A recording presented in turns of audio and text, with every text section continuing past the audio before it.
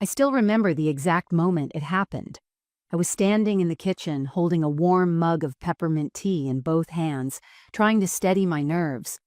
My daughter, Vanessa, was perched at the edge of the counter, scrolling through her phone like she always did, thumbs moving, eyes half on me, half somewhere far away. I took a breath and said it as gently as I could. "Vanessa, I've decided.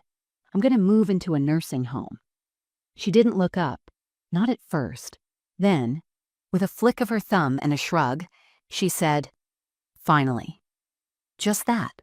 One word. Flat. Cold. And then she smiled.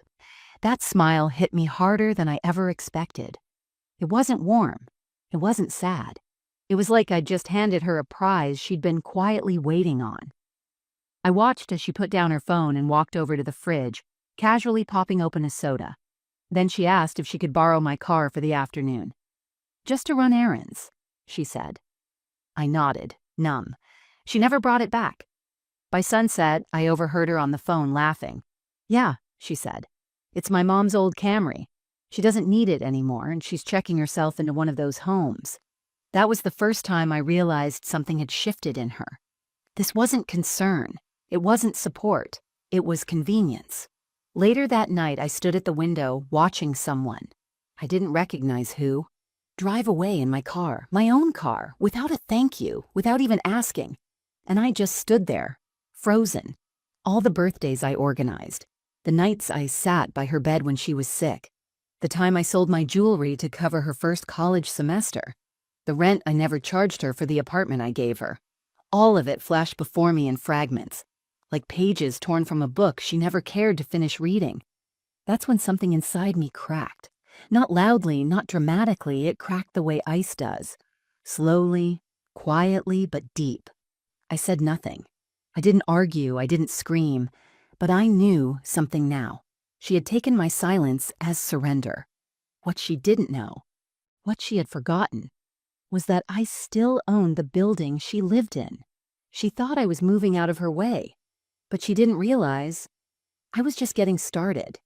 Before we start, let us know in the comments where you're watching from.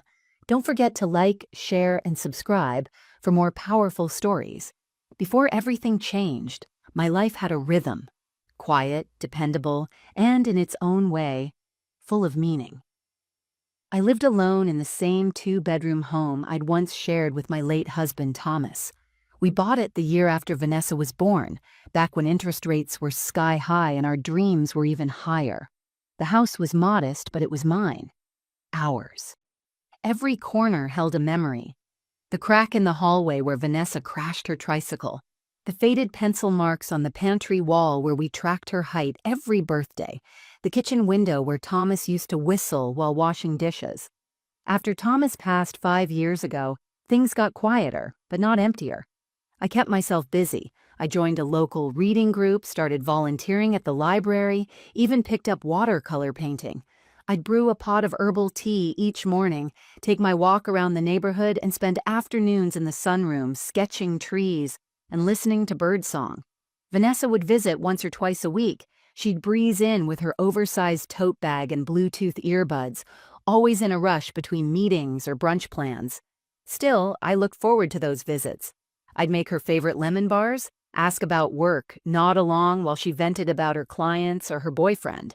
She rarely asked about me, but I never took it personally. She was busy, young. That's how it's supposed to be. I never resented it. When she was little, I did everything for her. Packed her lunches with handwritten notes, stayed up past midnight helping her finish science projects, scraped together enough for ballet lessons even when Thomas got laid off. I was the mom who always showed up. Field trips, bake sales, heartbroken teenage nights. I was there. So even if she was a little distant now, I told myself it was normal. She was building a life. I was proud of her. A few years back, when Vanessa struggled with rent in the city, I offered her one of the properties Thomas and I had invested in. A small 2-bedroom apartment we'd inherited from my mother. I told her she could live there rent-free until she got back on her feet. She promised she'd only stay a year. That was 3 years ago. But I didn't mind. Or at least, I convinced myself I didn't. I found comfort in giving. in being needed. I told friends at church, Vanessa's just focused on her career right now. When she missed Mother's Day brunch, I said, she's got deadlines. Poor thing's exhausted. I believed in her goodness, even when she was careless. I thought it was just the age gap or stress or life being too fast. That belief kept me going, even when I noticed her rolling her eyes when I double-checked the locks, even when she joked about getting me a tech tutor after I couldn't figure out her streaming app, even when she started calling my voice messages long-winded. Still, I made excuses. She doesn't mean anything by it. She's just overwhelmed. Because the truth is, I didn't want to believe my daughter. The little girl who once held my hand crossing every street, who used to cry when I left her at daycare, could ever look at me as a burden. That kind of shift doesn't come all at once. It arrives in slivers, quiet changes, a slower reply to your texts, a skipped holiday, a condescending chuckle when you mispronounce a trending celebrity's name. But I ignored the signs, because I still saw her as the baby I rocked to sleep during thunderstorms, because love doesn't expire with age, even when respect quietly does. And so I kept showing up. I kept believing she saw me. The last picture I took before everything changed was of my backyard in early fall. Golden leaves carpeting the grass, my old rocking chair under the maple tree. I remember thinking, it's still a beautiful life. I had no idea how close I was to losing it. It happened on a Tuesday, not the kind of day you'd expect your heart to splinter, but isn't that always how it goes? Quietly. Without warning. Vanessa had agreed to take me to my routine checkup. My arthritis had been flaring again, especially in the mornings, and it was hard to grip the steering wheel. I wasn't used to asking for help, but I swallowed my pride and asked anyway. She said she'd be there at 10. By 10:30, there was no sign of her, no text, no call. I finally dialed her number. She answered mid-laugh, clearly out somewhere. I could hear music and clinking dishes in the background. "Oh, shoot," she said. "Mom, I totally forgot. Can you reschedule? I'm at brunch with Lexi. We're doing bottomless mimosas. It's kind of our thing." I told her it was okay. I lied. I said I'd figure something out. And I did. I called my neighbor, Janice, who's 72, but still drives like a cab driver in Manhattan. We made it just in time, even if I was embarrassed arriving with someone other than my own daughter. The appointment went normally. The doctor adjusted my medication, warned me about my blood pressure, suggested home support for a few hours a week. Nothing dramatic. But just before we left the office, the doctor paused and asked, "Elaine, do you have anyone helping you at home? A caregiver or a family member nearby?" I smiled and nodded. "My daughter checks in." Janice cut in gently. "You should probably consider in-home care or even assisted living. Someone to take pressure off your joints, Elaine." I laughed. "Oh, I'm not that old yet." Just then, my phone buzzed. A message from Vanessa. "Tell your doc we're looking into homes for you." "Maybe time," followed by a winking emoji. I stared at the screen, confused. Looking into homes? We never talked about that. Not seriously. When I got home, I called her. She answered, voice still chipper. "Hey, Mom, how was the checkup? I texted you some ideas. There's this cute little nursing place in Hillside. It has bingo nights and garden clubs. You'd love it." There was no pause, no invitation to discuss, just a plan already made. Without me. I said, "Vanessa, we've never talked about me moving into a nursing home." She laughed, a soft, dismissive sound that felt like a pat on the head. "Mom, I'm just being proactive. You're always forgetting stuff now, and the house is getting hard for you to manage, right? Come on, let's not make this dramatic." I felt something cold settle into my chest. Dramatic? I'd gone to her ballet recitals with pneumonia. I'd worked double shifts during Christmas to buy her that purple Game Boy when she was 7. I'd kept my grief bottled like poison when Thomas died, just to be the steady hand she needed. And now she was planning my exit, like I was an overgrown piece of furniture taking up space. But I said nothing. I ended the call with a fake smile in my voice, the kind mother's perfect after years of putting themselves last. That night, I couldn't sleep. I kept thinking about the way she'd said it. Homes for you. Plural. Like she'd already been researching. Like she was checking me off a to-do list. It wasn't the idea of moving that hurt me. It was the way she'd removed me from the conversation. As if my opinion didn't matter. As if my independence, my history, my whole identity could be reduced to a brochure and a winking emoji. Still, I told myself it was just a fluke, a misunderstanding. She'd been under stress. People say things they don't mean when life moves too fast. But deep down, something in me had shifted. Not fully. Not yet. But it was the first crack in the glass. A daughter doesn't look at her mother the same once she's decided she's an inconvenience. I just didn't know not yet how much further that crack would run.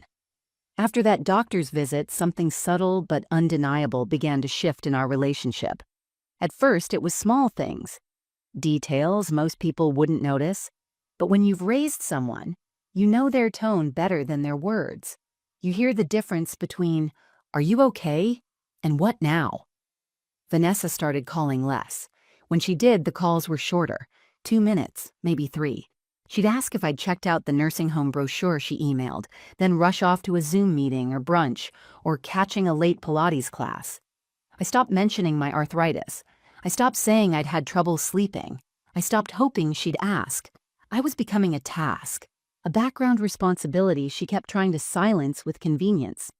One weekend, I noticed my favorite tea set, the one Thomas and I bought for our anniversary trip to Asheville, was missing from the china cabinet.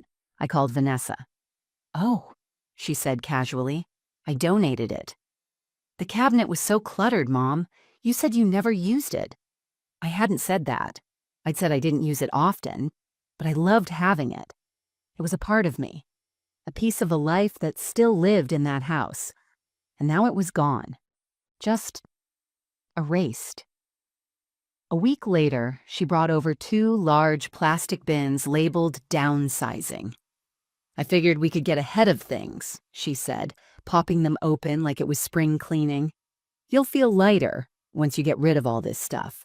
Less attached." She held up a photo frame. It was a picture of me and my sister Evelyn from 1972, a Polaroid with crooked smiles and matching wool coats. "Do you even remember who this is?" she asked with a laugh. "I do," I said quietly. "She died in 1985. Vanessa froze for a second, then shrugged. "Well, it's probably time to let go anyway." Let go? That phrase had started slipping into everything. She told me to let go of the big recliner because no one uses it but you. To let go of the garden tools because someone else could use them. To let go of the guest bedroom because you won't need it anymore. Piece by piece, she was pruning my life into a version that was easier for her to manage. Less complicated, less emotional, less me. And still, I stayed quiet. Because I wanted to believe it came from love. That she was overwhelmed. That maybe I had been holding on too tightly. But the final straw came on a rainy Thursday. I had made chicken stew from scratch, her favorite, and texted her to stop by after work. She responded 4 hours later. "Sorry, I'm swamped. Just grab DoorDash. You really shouldn't be cooking anyway, and it's dangerous with your hands like that. Dangerous. As if I were a fire hazard now. As if the kitchen I'd stood in for 30 years was suddenly a place where I didn't belong. I stood by the window, stew still warm on the stove, and stared at the rain tapping against the glass. I thought about all the evenings I'd waited for her to come home from high school practices, the nights I stayed up sewing Halloween costumes, the mornings I stood at that same stove flipping pancakes while she grumbled about college applications. Now I was just old, fragile, an inconvenience. The worst part wasn't that she said it was that she believed it. And maybe I was starting to believe it too. I began questioning everything. Was I forgetting things more often? Was I becoming a burden? Should I have accepted the nursing home suggestions sooner? This is how erosion works. not through a single tidal wave, but with slow, steady waves that wear away who you are, one layer at a time. I didn't recognize myself in the mirror anymore, not just because of the wrinkles or the graying hair, but because I had stopped speaking, stopped standing up for the woman I used to be, and worst of all, I realized I had raised a daughter who no longer saw me. Not really. I was fading from her eyes before I had even left. The moment that finally broke something in me didn't happen in a hospital or behind closed doors. It happened at a brunch table, in front of people who barely knew me, and one who should have known better than anyone.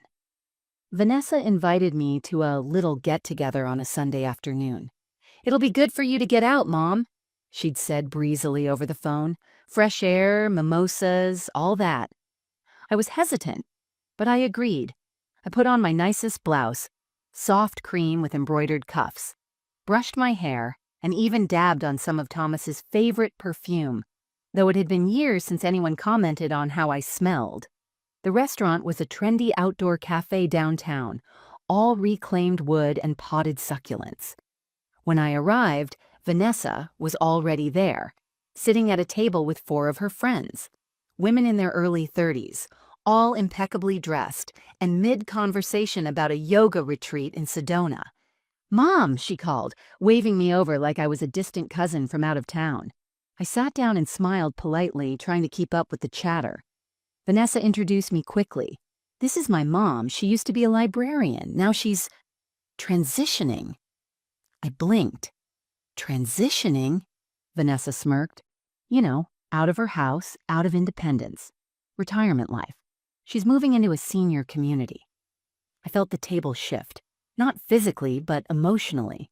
Her friends laughed, not cruelly, but politely. One of them, a woman named Brooke with perfect white teeth, said, "Oh my God, that's so cute. I hope my mom does that too. She still thinks she can take care of her dog in the yard at 67. They all laughed again. I forced a smile. My hands were trembling slightly under the table. Vanessa leaned in and added, "Honestly, it's been a process. She has this old house with these weird knickknacks from the 70s. Total museum vibes. And don't get me started on her closet." She laughed, loudly, like it was all a joke, like my life was a punchline. I sat there, my tea untouched, the food on my plate going cold. I wanted to say something, anything, but I didn't know how to speak in a room where I was no longer seen as a person. I was the cautionary tale, the fragile, aging parent being phased out. One of the women changed the topic and started talking about real estate. Vanessa chimed in, bragging about the great location of her apartment. She didn't mention it was mine, that I gave it to her when her last lease fell through. She spoke like she owned it, like she had built that life on her own. I quietly excused myself to the restroom. In the mirror, I barely recognized the woman staring back. Eyes too tired, mouth too tight, shoulders slumped from years of bending, never breaking, but suddenly very close to both. I sat in that bathroom stall for 5 minutes, tears welling silently, breathing in the sterile scent of lemon cleanser and lavender soap. The world outside the door didn't know I was there, and that felt oddly familiar. When I returned to the table, no one had noticed I was gone. Vanessa was laughing about some TikTok trend involving aging filters and how creepy it is to see yourself old. She looked right at me as she said it.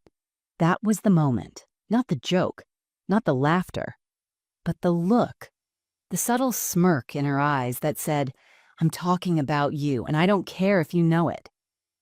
The rest of the afternoon passed in a blur. I nodded when I needed to, laughed when expected, but something had cracked deeper this time. That night, I got home and sat in my kitchen for hours. The same kitchen I had danced in while holding her as a baby. The same kitchen where I'd iced birthday cupcakes, helped with school projects, listened to teenage heartbreak. She had taken all of that, every memory, and reduced it to clutter, and in front of strangers. The worst part? I didn't even argue, because in that moment, I realized I didn't recognize the person I'd spent 3 decades raising. I didn't pack right away. After that brunch, I thought maybe I was overreacting. Maybe Vanessa didn't mean it to come out that way. Maybe her friends were just insensitive. Maybe I was being too sensitive. That's what happens when you've spent your whole life making excuses for people you love. You tell yourself you misheard, misread, misfelt. But deep down, I knew. I wasn't imagining anything. The following week, Vanessa came by unannounced. She had a clipboard in one hand and a half-drunk iced coffee in the other. She didn't even sit down. "Okay," she said, "so I made a list of what needs to happen before the move." I blinked. "The move?" "Yeah," she replied, like it was obvious. "To the nursing home. They have a room opening in 2 weeks. It's perfect. You'll love it. They even have a knitting club." I hadn't agreed to anything. We hadn't even talked seriously about it again. But there she was, steamrolling over my life like it was a cluttered spreadsheet she needed to clean up. She began pointing out what she wanted me to sort through. "This whole shelf needs to go. And do you really need all these old photo albums? I can digitize them. Or maybe just keep the good ones." She said it like my life was something that needed to be edited. I sat in my armchair while she walked around like a realtor preparing for an open house. She didn't ask how I felt. She didn't ask if I was scared. She didn't even ask if I was willing. She just assumed I'd quietly disappear. And I did. Not right then, but emotionally, spiritually. I left the moment I realized my daughter saw me as an obligation to be managed, not a woman to be respected. That night, I stood in my bedroom and opened my dresser drawers. One by one, I placed things into a small suitcase. Not a dramatic departure, just the essentials. Pajamas, toothbrush, a few sweaters, the locket Thomas gave me on our anniversary. His last letter, folded neatly into an envelope that had gone soft at the edges from years of rereading. I didn't cry. Not when I closed the suitcase. Not when I turned off the light. Not even when I stood in the middle of the living room, looking around at the home that had carried so much of my life. The next morning, I made Vanessa a pot of coffee, just the way she liked it. 2 sugars, no cream. I waited until she arrived, clipboard in hand again, her car idling in the driveway. I handed her the house keys. She looked at me, confused. "What's this?" "I called ahead," I said. "The nursing home had a cancellation. I'll be moving in today." She looked stunned, like I'd just agreed to something without resistance, like I'd finally become cooperative. She smiled, hugged me, and told me she was so proud of me for being open-minded.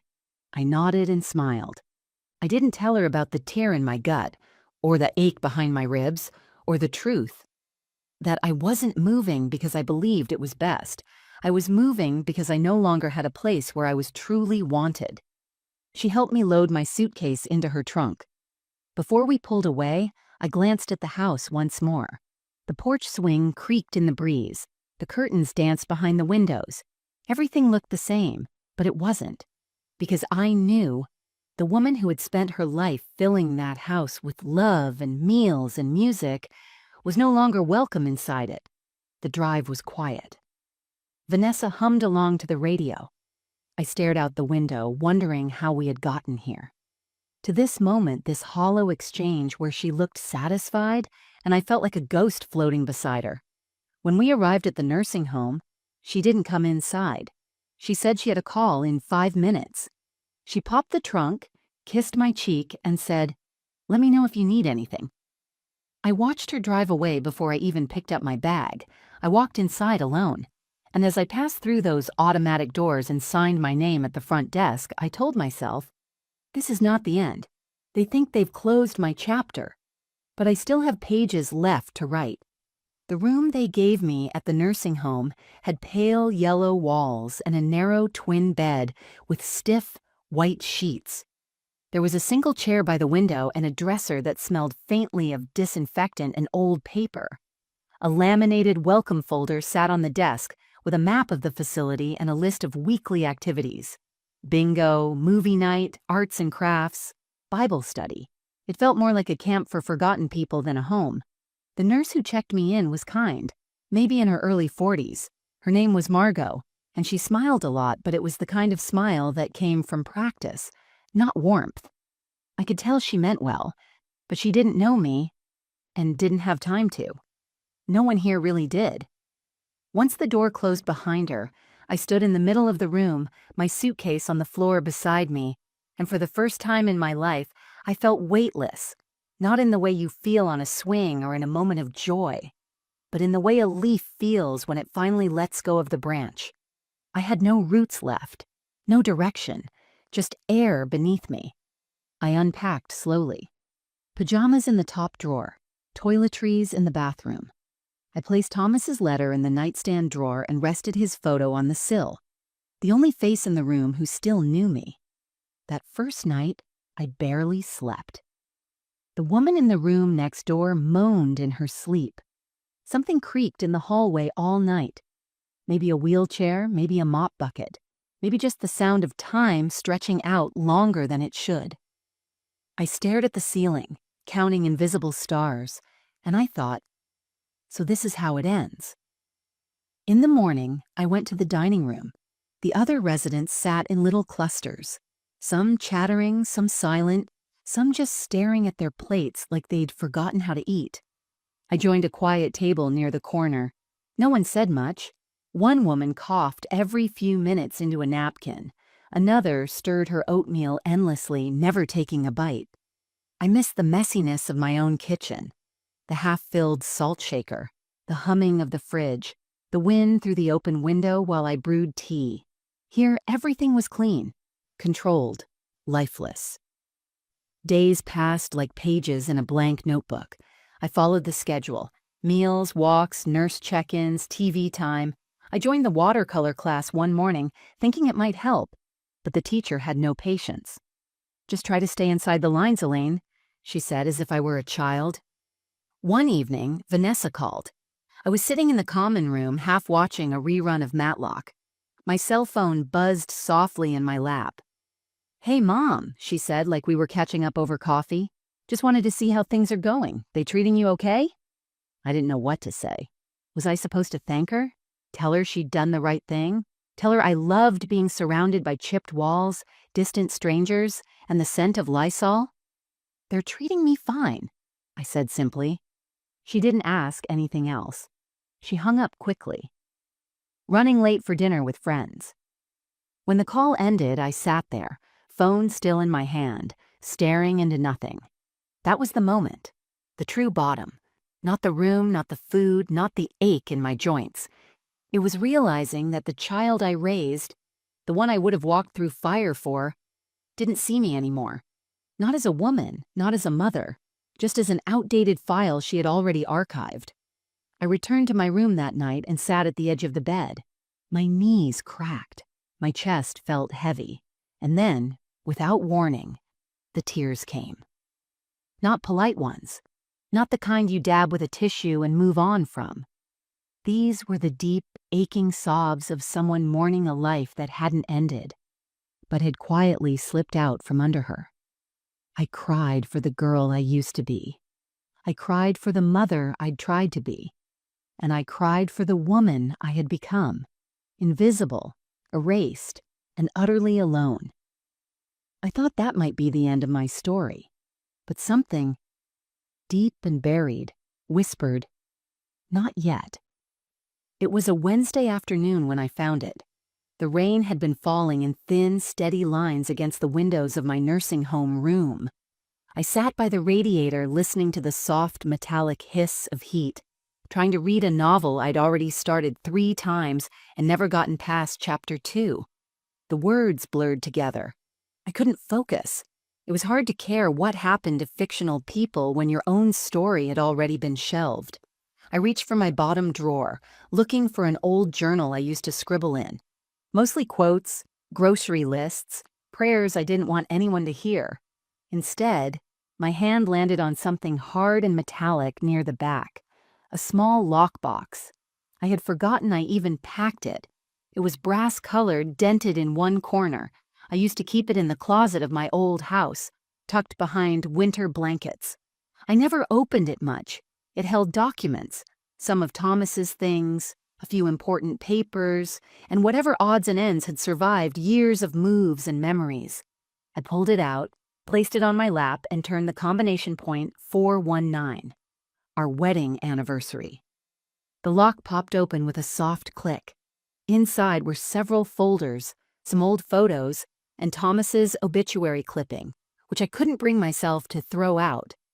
I leafed through them slowly, remembering his face, his handwriting, the way he used to write notes in the margins of bills just to make me smile. And then, at the bottom, I found something that made my hands stop moving. A legal envelope, thick, still sealed. My name was written on it in blue ink, my own handwriting, but from years ago. I opened it slowly. Inside was the property deed for the apartment building on Rosewood Lane. The same one Vanessa had been living in rent-free for the past 3 years. A small 2-story building Thomas and I had inherited from my mother. I had always referred to it as Vanessa's place. But I had never legally transferred the ownership. It was still in my name, fully. No co-signer, no shared title. Just Elaine Harper, in bold print, black ink, notarized. I stared at the paper for a long time, stunned. All this time? She'd assumed. Vanessa had walked around that place like it was hers, painted the walls, redecorated, talked about her property at brunches and on social media. She spoke about it as if she had earned it, owned it. But she hadn't. She was a tenant, and I was the landlord. Still. 1,000 thoughts flooded my mind. I remembered the way she looked at me when she handed me brochures for nursing homes, as if she were moving me off the chessboard. I remembered her joking in front of her friends about my museum house and hoarder garage. I remembered her giving away my car like it was a party favor. And now I had, in my hands, undeniable proof that the narrative she'd built wasn't even real. I could have sold that building years ago, rented it out, used it to fund my own comfort, my own care. But I didn't. Because I believed in her. Because I wanted her to feel secure. Because I trusted that she wouldn't take advantage of me. And now? Now I saw the truth, written in legal language, bold font, and binding law. I set the paper down on the bed, stared at the ceiling, and for the first time in weeks, maybe months, I didn't feel powerless. I felt awake. Not in an angry, vengeful way, but in a calm, measured, undeniable way. Like I'd been underwater for too long and finally found the surface. This wasn't about revenge. It was about clarity. For so long, Vanessa had decided what I was worth. To her, to the world, maybe even to myself. But now, I saw something she didn't. She thought she had everything figured out. She thought I was gone. She thought I had nothing left. But she was wrong. Because I had the one thing she never expected: leverage. And I wasn't going to waste it. Finding that deed didn't just shift my thinking. It cracked something wide open inside me. For the first time in months, I didn't feel like a passenger in my own story. I wasn't the aging woman being managed or quietly moved aside. I was Elaine Harper, a mother, a widow, a homeowner, a woman with power she'd forgotten she still had. I placed the deed back in the envelope and held it in my lap like a fragile treasure. Outside my window, the trees in the courtyard swayed gently, their branches bare but still standing tall. They reminded me of myself, stripped, overlooked but rooted. That night, I couldn't sleep. But not from sadness this time. It was something else, something sharper, cleaner. I sat at the desk in my room and pulled out a sheet of paper. I began to write. Not a letter, not a journal entry, a list. I titled it, What I Still Have. It felt silly at first, like something a therapist might assign, but I kept going. My name, my memory, my voice, my husband's letters, my dignity, the deed time. That one caught me off guard. I had spent so long thinking of time as something slipping away, a clock winding down. But now I saw it differently. Time was currency, and I could spend it however I wanted. The next day, I asked the front desk if they had a computer I could use. The receptionist blinked, surprised. "You want to use the internet?" "Yes," I said, "and I'd like privacy." She led me to a quiet room with an old desktop and a dusty printer. I sat down, logged in, and began searching. Property management companies, elder law attorneys, real estate trends in my area. I took notes, printed documents, even watched a webinar titled Reclaiming Financial Power in Retirement. By the end of the afternoon, my hand hurt from writing, but my mind buzzed like it hadn't in years. Later that evening, while the other residents watched a sitcom in the lounge, I sat at a side table and opened Thomas's old notebook, the one he used when we first started investing. I flipped through it, page by page, rediscovering his calculations, his hopes for Elaine's peace of mind someday. I realized that someday was now. For years, I'd defined myself through service. I was a mother, a wife, a caretaker, a giver, and I don't regret that, not for a moment. But somewhere along the way, I forgot that being needed is not the same as being respected. Vanessa had needed me, financially, emotionally, logistically, but she no longer respected me. That was the truth I hadn't wanted to face, until now. The next morning, I asked to see the facility's notary. When they asked why, I told them I was updating my estate records. I don't think they expected someone like me, quiet, gray-haired, polite, to say that with such certainty. But I wasn't asking. I was beginning. Each day after that, I did one thing that reasserted who I was. I called a lawyer and scheduled a consultation. I emailed a property manager to get a quote on selling the apartment. I even ordered a new phone, one that Vanessa couldn't access or monitor. Small steps, maybe, but everyone felt like a brick being laid beneath my feet. I started sitting up straighter, dressing more sharply, not for others, but for me. Because I had something to live for again, not out of spite, but out of purpose. Vanessa didn't know any of this yet. She still called once a week, breezing through conversations like I was a client on a checklist. I let her talk. I let her believe everything was just as she'd planned. But beneath the surface, I was rewriting the ending she'd tried to assign to me. This wasn't about punishing her. It was about honoring myself. For too long, I'd let silence serve as my protection. Now, it was becoming my strategy. The woman she thought she had boxed away in a care home? She was quietly waking up, and she was just getting started. They say revenge is loud, but real power is quiet. I didn't shout. I didn't slam doors or send angry texts. I didn't demand explanations or guilt trips. I had done that sort of thing years ago, when I still believed emotion could fix what respect had already abandoned. But now I knew better. This wasn't about proving a point. It was about preparing for peace. On my terms. Every day I did one small thing to regain control. Not flashy moves, just deliberate, quiet steps. I started with the apartment. The one Vanessa lived in. The one she decorated and flaunted as her own. I called a local property manager, a woman named Trina Wallace, and scheduled a consultation. I didn't tell Trina who was living there. I simply asked about market rates, potential buyers, and how quickly the unit could be vacated once the tenant received notice. Trina was professional, sharp, and didn't bat an eye when I said I wanted to keep things discreet. I don't want a sign outside, I want it clean. Quiet, I told her. No problem, she replied. Happens more often than you'd think. We arranged everything by email. I used the facility's computer lab in the mornings when no one else was around. I printed documents, scanned papers, even had a video call with a lawyer who specialized in property and estate planning.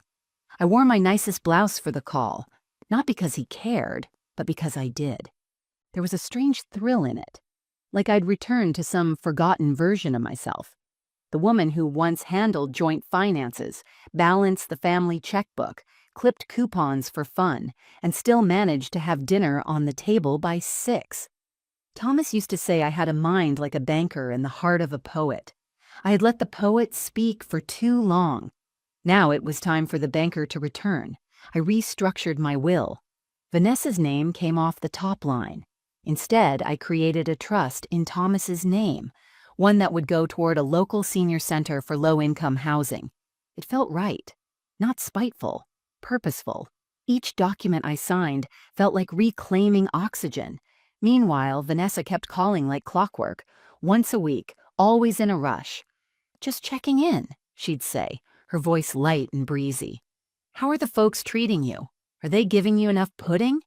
She laughed at her own jokes. I played along, smiled, answered politely, let her believe I was drifting along just as she'd planned. One day, she mentioned something casually that told me everything I needed to know. "Oh, so Lexi's thinking of moving in with me, by the way. You don't mind, right? She loves the space, and it's just so close to everything." I paused, just long enough for her to notice. "It's your place, right?" she added quickly. Or, well, was. Still kind of is, but you know what I mean. I didn't respond to the bait. I just said, "I'm glad you have help. Living alone can get heavy." She laughed. "That's why I want you somewhere safe, where people can check on you." I nodded, even though she couldn't see it. And I thought to myself, I am somewhere safe, and soon you won't be. Behind the scenes, I signed the listing papers. Trina had a buyer lined up in 3 days, a young couple, newlyweds. They wanted to start a family. I liked that. The thought of that apartment, the one Vanessa treated like her throne, becoming the humble start of someone else's love story, it brought a quiet joy I hadn't felt in a long time. Trina sent the notice of intent to vacate via certified mail. It would arrive at Vanessa's door on a Tuesday. I circled the date on my calendar in red ink, not out of vengeance, but because it marked the beginning of something I never thought I'd feel again. Freedom. No press conference, no dramatic scene. Just a woman in a nursing home sipping chamomile tea, quietly flipping the narrative in her favor. The envelope arrived on a Tuesday, just as planned.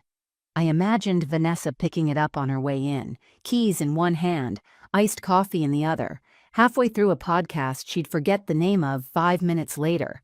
I could see her tossing the envelope on the kitchen counter, assuming it was a coupon or another bank statement she didn't need. She'd open it later, probably while scrolling through Instagram, never suspecting the words inside would pull the rug out from under her. That morning, I sat by the window with my tea, the nursing home quiet as usual. The heater hummed softly beneath me. Outside, the trees had started to bloom, small pink blossoms pushing through branches that had looked lifeless for months. There was something poetic in that, something stubborn, something familiar. I didn't hear from her that day, or the next. But on Thursday, my phone rang. She didn't waste time with pleasantries. "Mom," she snapped, "what is this notice I got? Something about vacating the apartment? Is this a mistake?" I took a long, calm breath. "Number, it's not a mistake." There was silence on the other end, then laughter, sharp and nervous. "Wait, you sent that?" "Yes," I said. "I still own that building, Vanessa. You've never been on the deed." "But you said it was mine." "No," I replied, still soft but steady. "I said you could live there, rent-free, until you got on your feet. That was 3 years ago."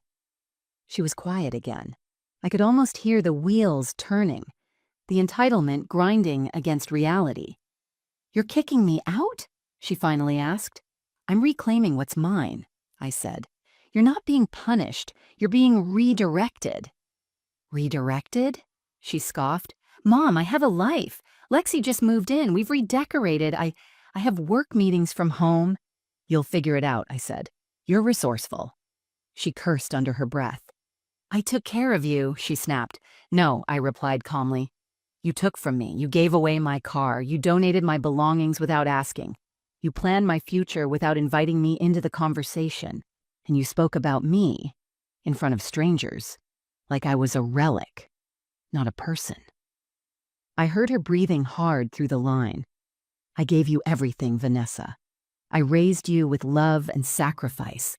I trusted you to respect that. And now I'm simply putting my name back where it belongs."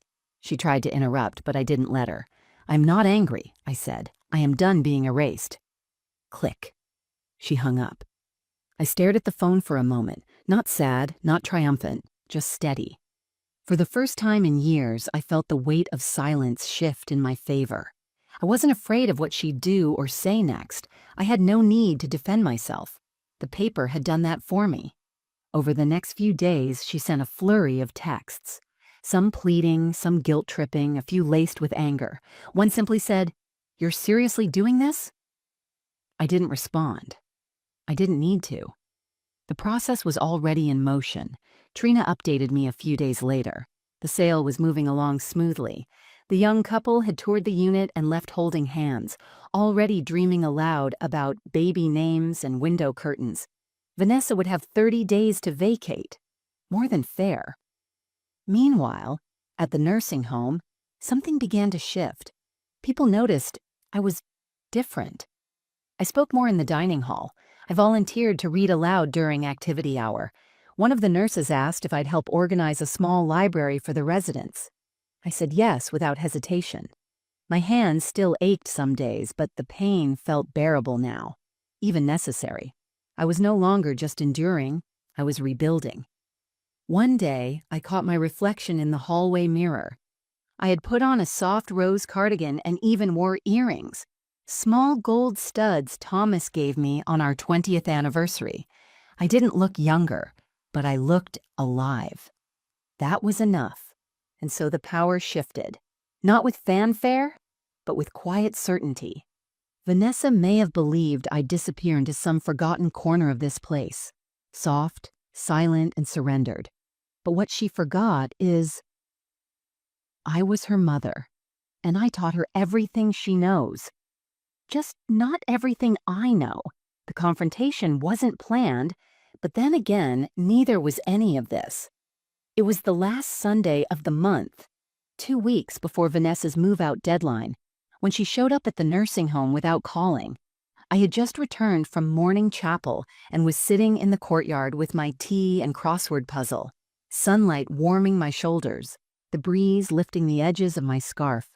I saw her before she saw me. She looked flustered, rushed. Her sunglasses were too big for her face, and her heels clicked too sharply against the pavement, a sound that once announced her confidence, but now only revealed her panic. "Mom," she said, walking up, breathless. "We need to talk." I nodded and motioned to the bench beside me. She hesitated, but sat, not close. "I didn't come here to fight," she started, adjusting her coat. "But this? Selling the apartment? That's low. I mean, that place is my home." I folded the paper in my lap and looked at her, really looked at her. The daughter I raised, the one I nursed through fevers, guided through school plays, comforted through heartbreak, and yet sitting beside me, she felt like a stranger wearing a familiar face. "It was never yours, Vanessa," I said softly. "You lived there, but you never asked. You assumed." She blinked at me, caught off guard by my calm.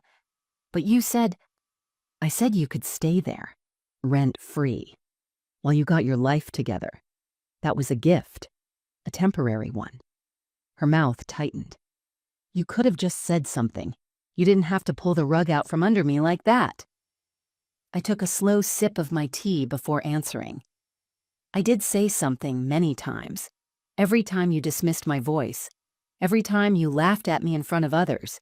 Every time you treated me like a checklist, like a piece of furniture to be moved out of the way." She looked down at her hands.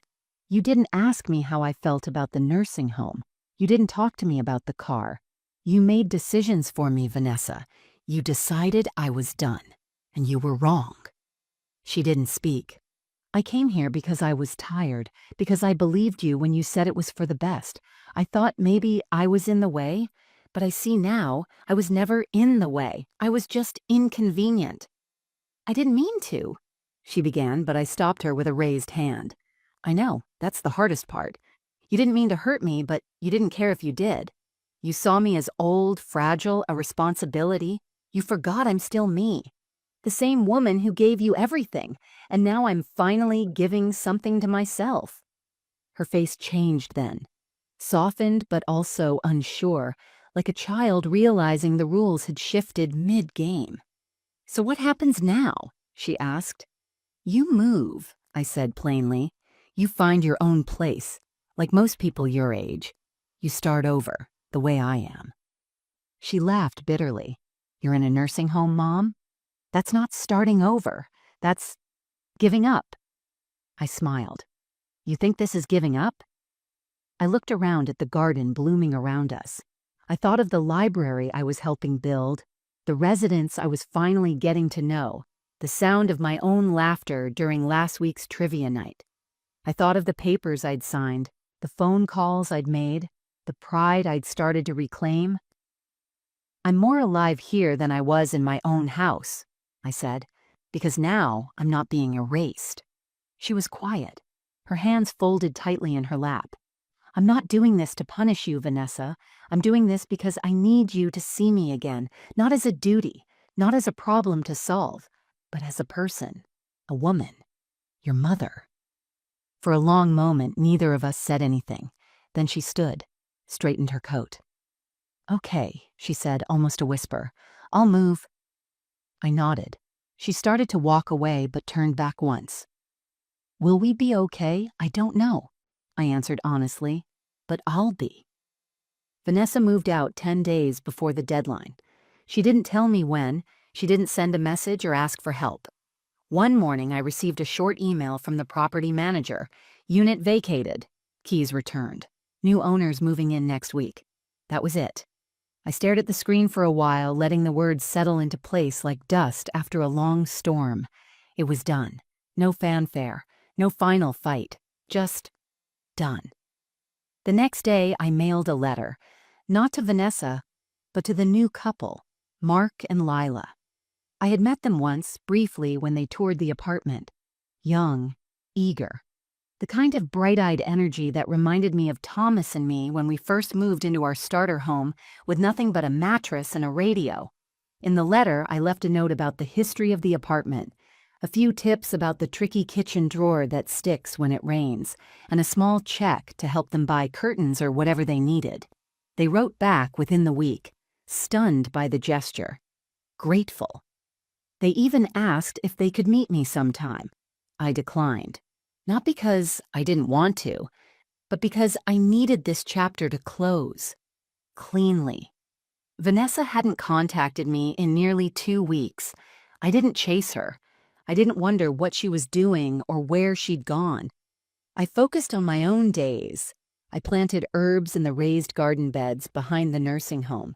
I led a book club on Thursday afternoons. I even helped one of the nurses set up an email account so she could apply to online classes. It was small, simple, but it was mine. Then, one morning, I received a call from the bank. They wanted to confirm a recent transaction on one of my frozen accounts, one I hadn't used in over a year. It was the same joint account Vanessa had access to during the months she was managing my affairs. Apparently, she'd attempted to make a withdrawal, $5,000. "Would you like to authorize the transfer?" the banker asked politely. I paused. "No," I said clearly, "and please remove her as an authorized user on that account." "Yes, ma'am. We'll update that immediately." I didn't need to guess what had happened. Vanessa was struggling. Maybe she'd counted on me stepping in. Maybe she thought I'd give in, that I'd feel guilty or nostalgic enough to reopen the door she'd so casually closed behind me. Instead, I did one better. I contacted my attorney and finalized the paperwork for the Senior Housing Trust. Thomas and I had once talked about starting. I named it after him. The Harper Foundation for Dignified Aging. I transferred a portion of the sale proceeds from the apartment into the fund. Not because I needed the tax break, but because I needed to do something with meaning, something lasting. I also added a clause to my will. If Vanessa ever found herself in financial distress, she could apply for emergency support through the same screening and review process as anyone else. It wasn't vengeance. It was structure. Boundaries built on love, The kind that finally learns to say no. The twist wasn't in the paperwork. It wasn't even in the silence. It was in what I felt afterward. Relief. Real, full-bodied peace. Not the temporary kind that comes from avoidance. The kind that settles deep, like a house finally leveled on solid ground. I sat in the courtyard that evening, a breeze brushing past my cheek like a blessing. One of the nurses, Margot, passed by and paused. "You look taller today," she said. I smiled. "I feel taller." She laughed. "Something good happen?"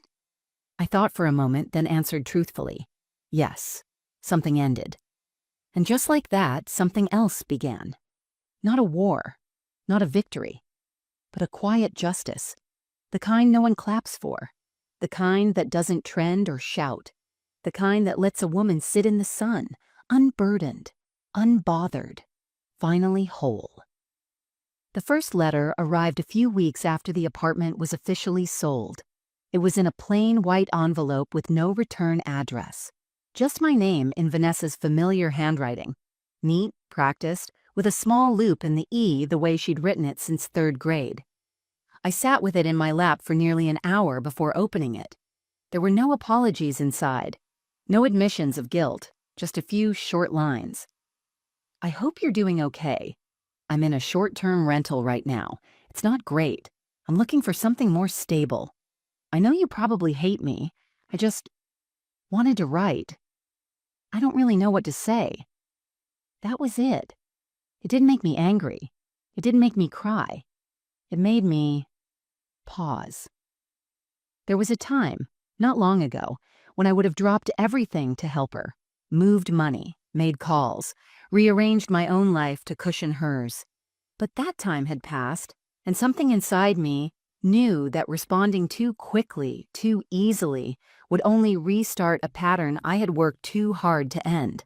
I didn't write back, not yet. A few days later, she called. I let it ring. She didn't leave a message. Then another letter. This one was longer, more uncertain. "I've been thinking a lot about the house, about Dad, about you. I guess I didn't realize how much I took for granted. Maybe I did. I don't know. It's hard to admit anything when you feel like someone's already made up their mind about you. But I get it now. I think I do." Still no apology, but there was something underneath the words. A softening. A reaching. I brought the letter to the garden that afternoon and read it again under the dogwood tree, the same one where I'd planted rosemary and sage weeks earlier. The sun was warm on my hands. I could hear the other residents laughing in the distance, someone playing a slow hymn on the upright piano inside, and I realized I didn't hate her. I never had. But I didn't need her to come back and make it right. That was the difference now. I didn't need to be seen to feel real. I didn't need her approval to believe in my worth. She would always be my daughter. That part hadn't changed, but the dynamic had. She had been raised by a woman who put everyone else first. Now she was writing to a woman who had finally learned how to put herself in the center of her own life. And maybe that shift, that quiet, private transformation, was enough to change things. Maybe not all at once, maybe not completely, but maybe in small, careful ways. Later that week, I called her. I didn't plan it. I just did. She answered quickly. "Mom?" "Hi, Vanessa." There was silence on the other end, then a breath. "I wasn't sure you'd call." "I wasn't sure either," I said. We talked for 11 minutes, not about anything important, just small things. The weather, the new apartment she was considering, the price of groceries. She told me she was freelancing. She sounded tired, a little older, a little more human. She didn't ask for help. I didn't offer it. And somehow, that was the most honest conversation we'd had in years. Before we hung up, she said, "I know I messed up. I don't know if I can fix it, but I'm here if you ever want to talk. No pressure." I didn't say, "It's okay." I didn't say, "I forgive you." I just said, "Thank you for calling." Because that was enough. We weren't back to where we were. We might never be. But we were somewhere new. somewhere quieter, more honest. And for the first time, I didn't feel like I was waiting for her to come home, because I was already home, in myself. It's strange how a life can turn, not in the loud, dramatic way the movies show, but in the quiet, almost imperceptible shifts. A decision here, a silence there, a door you don't open again. That's how it happened for me. Not all at once, but in slow waves that eventually carried me back to myself. These days, my room feels less like a resting place and more like a sanctuary. I've added small touches: a vase with fresh daisies from the courtyard, Thomas's photo framed on the nightstand, a crocheted blanket from one of the other residents who said, "You just looked like someone who'd appreciate comfort." She was right. I spend my mornings in the garden now. The rosemary has taken root. The sage is thriving. I even convinced the staff to let me start a compost bin, which they jokingly call Elaine's Project, as if it's some major ecological movement. Maybe it is, in a small way. There's a calm here I didn't expect to find. It's not the absence of pain or regret. Those still exist. Some nights, I wake with a start, remembering the way Vanessa smiled when she gave away my car, or how she laughed at brunch while chipping away at the edges of who I was. But those memories no longer hurt in the same way. They've become softened by what came after, because the woman who let herself be diminished, who sat in silence, who packed her things and handed over her keys without protest, that woman was not the end of me. She was the beginning of boundaries, of self-respect, of claiming my voice without raising it. I've thought a lot about Thomas lately, about what he would have said. I can almost hear his voice sometimes, warm and steady, telling me, "You were never fragile, Elaine, and you were just tired of fighting alone." He was right. Now, I'm not alone, not in the way I feared I would be. There's Janice, who shares her crossword puzzles and always brings an extra pencil.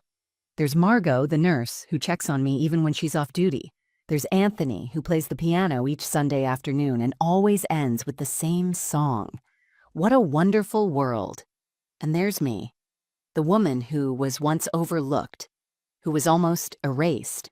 Now she smiles at her reflection in the window as the sun rises over a life reclaimed. Last week, Vanessa sent another letter. No asks, no updates, just one sentence. "I hope you're doing well, and I'm still learning." That's all it said, but it was enough, because I know now that I don't need closure from her. I created my own, and that's the lesson I wish more women were told, especially those of us in our 60s, those labeled as past our prime, as needing to be managed.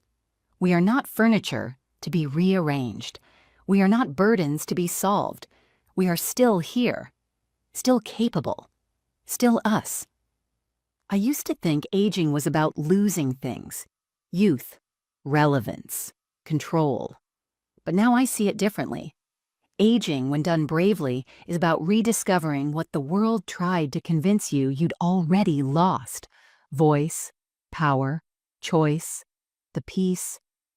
Sometimes I sit in the rocking chair on the back porch of the facility, watching the wind dance through the trees.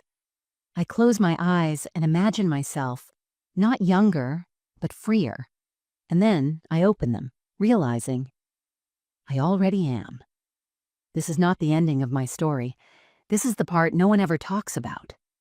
The quiet, dignified rise of a woman who didn't scream to be heard. She just stood still, and finally the world adjusted around her.